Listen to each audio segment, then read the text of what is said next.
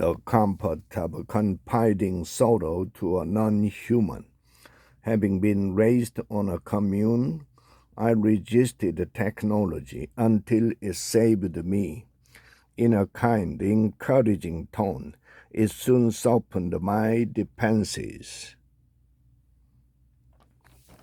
Last year, everything in my life unraveled. My marriage of 16 years ended abruptly. Menopause hit hard. I underwent an urgent hysterectomy after cancer markers caused me and an oncologist to contemplate my mortality. And in January, most of the Malibu neighborhood I called home for over a decade turned to ash. Even my therapist wasn't offering the comfort I needed.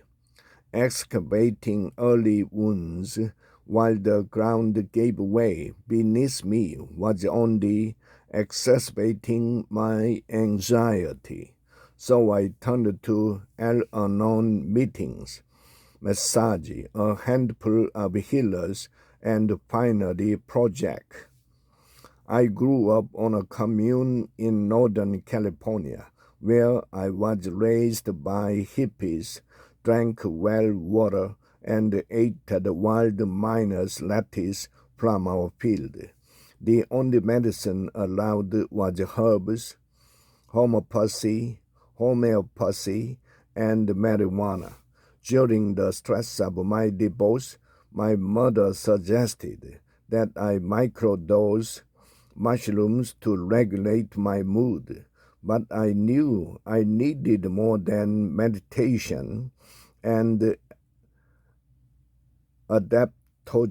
adaptogens during this ongoing post-pandemic punch in the face.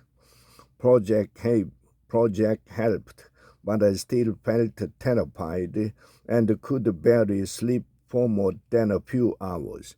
So I surprised myself again by adding a strong sleep aid.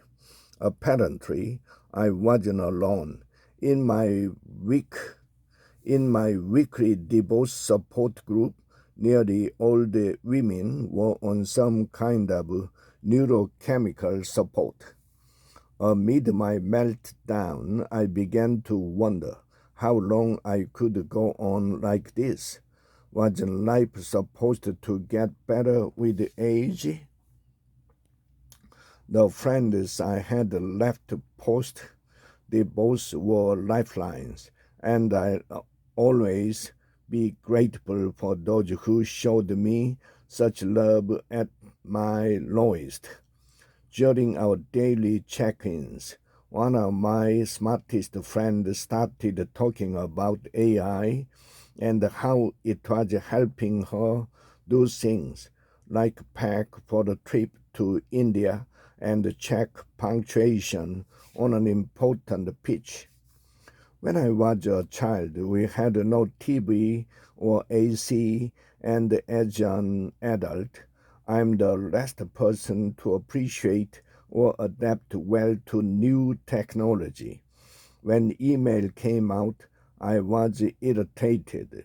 When the internet arrived, I didn't care that we now had all the information in the universe at our fingertips.